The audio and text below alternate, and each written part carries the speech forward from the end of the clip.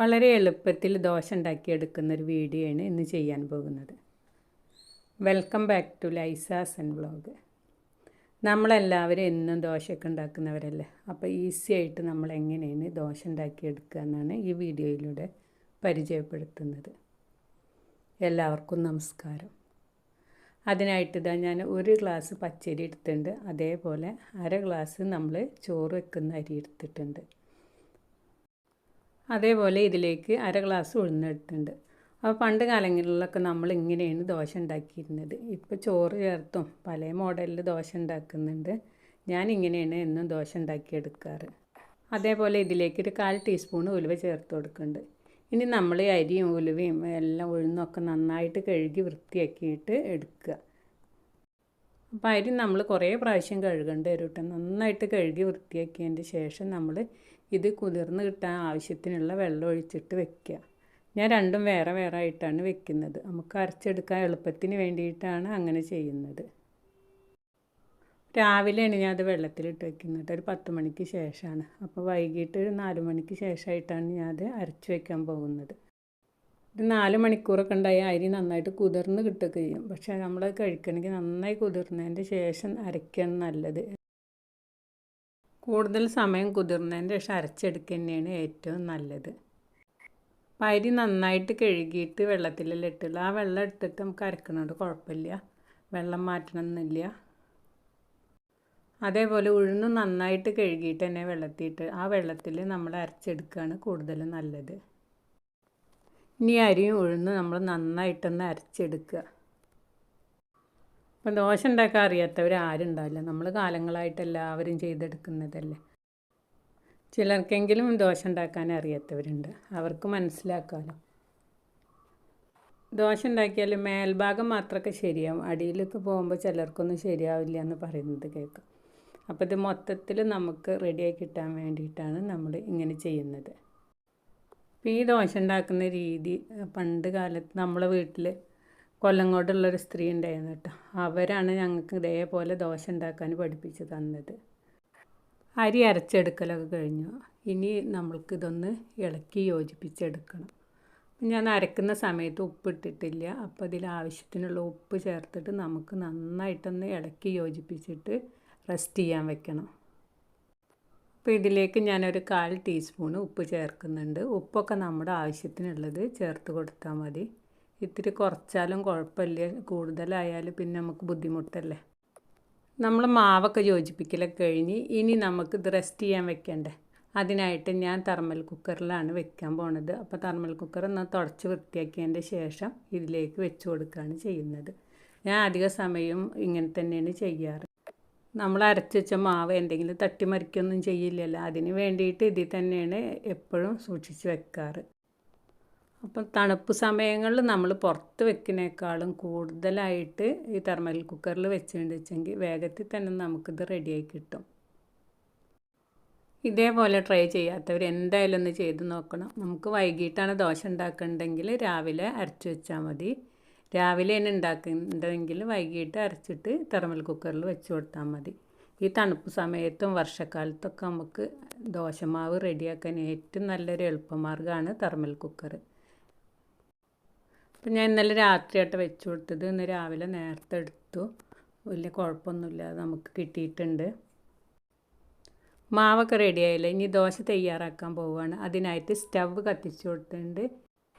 ഇനി ഒരു പത്തിരിക്കല്ലാണ് ഞാൻ സ്റ്റവിൽ വെച്ച് കൊടുത്തിട്ടുള്ളത്. ഇതിൻ്റെ മേലെയാണ് ഞാൻ ദോശ ഉണ്ടാക്കാൻ പോകുന്നത്. നമുക്ക് പത്തിരിയും ദോശയൊക്കെ ഉണ്ടാക്കാം, പക്ഷേ ഞാൻ അതിൽ പത്തിരിയാണ് കൂടുതൽ ചെയ്യാറ്. അപ്പം വളരെ എളുപ്പത്തിൽ തന്നെ നമുക്ക് ഇതുമ്പോൾ ദോശ തയ്യാറാക്കിയെടുക്കാം. അപ്പം എങ്ങനെയാണ് ഞാൻ ദോശ തയ്യാറാക്കുന്നതെന്ന് കണ്ടു നോക്കാം. അപ്പോൾ ഫസ്റ്റ് ഞാൻ എണ്ണ ഒന്ന് തടവി കൊടുത്തിട്ട് 1-2 ദോശ ഉണ്ടാക്കിയിട്ടാണ്. അപ്പോൾ നമുക്ക് എണ്ണയുടെ ആവശ്യമില്ല, അത് നോൺ സ്റ്റിക്ക് അല്ലേ. അപ്പോൾ അതുകൊണ്ട് തീരെ എണ്ണ ഇല്ലാതെയാണ് നമുക്കിത് കൂടുതലായിട്ട് ശരിയായി കിട്ടുന്നത്. അപ്പോൾ എണ്ണയുടെ ആവശ്യം വരുന്നില്ല. എണ്ണ ഇല്ലാതെ തന്നെ നമുക്ക് നല്ല പോലെ ഇതുമ്പോൾ ദോശ ഉണ്ടാക്കിയെടുക്കുക. അപ്പം നമുക്ക് മസാല ദോശയൊക്കെ വേണമെങ്കിൽ ഇതേപോലെ പത്തിരിച്ചട്ടിയുടെ ഇത് വെച്ചിട്ട് നന്നായിട്ട് ഉണ്ടാക്കിയെടുക്കുക. അപ്പോൾ നമ്മൾ സാധാരണ ദോശ ഉണ്ടാക്കുമ്പോൾ നമ്മൾ ദോശക്കല്ലല്ലേ എപ്പോഴും എടുക്കാറ്. അപ്പോൾ ഇത്തിരി വലുതായിട്ട് നമുക്ക് ദോശ ഉണ്ടാക്കിയെടുക്കണമെങ്കിൽ ഇതേപോലെ പത്തിരിക്കല്ലിൽ വെച്ചിട്ട് നന്നായിട്ട് ഉണ്ടാക്കിയെടുക്കാൻ പറ്റും. ഇപ്പോൾ ഒരു ദോശ പോലെ എൻ്റെ അടുത്ത് നിന്ന് കേട് വന്നിട്ടില്ല, എല്ലാം റെഡിയായി കിട്ടിയിട്ടുണ്ട്.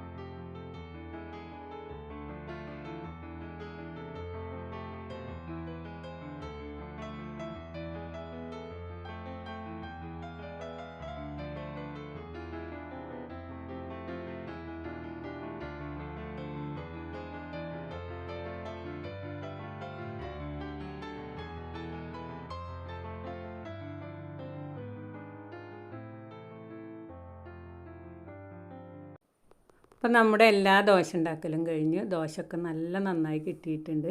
അപ്പോൾ ഈ രീതിയിൽ ദോശ തയ്യാറാക്കാത്തവർ എന്തായാലും ഒന്ന് ട്രൈ ചെയ്ത് നോക്കണം. നിങ്ങൾക്ക് എൻ്റെ വീഡിയോ ഇഷ്ടമായെന്ന് കരുതുന്നു. വീഡിയോ ഇഷ്ടമായാൽ നിങ്ങൾ എൻ്റെ ചാനൽ ആദ്യമായി കാണുകയാണെങ്കിൽ സബ്സ്ക്രൈബ് ചെയ്യാനും ലൈക്ക് ചെയ്യാനും മറക്കരുത്. ഇതുപോലുള്ള നല്ല വീഡിയോകളുമായി വരാം. ദൈവം അനുഗ്രഹിക്കട്ടെ. Thank you.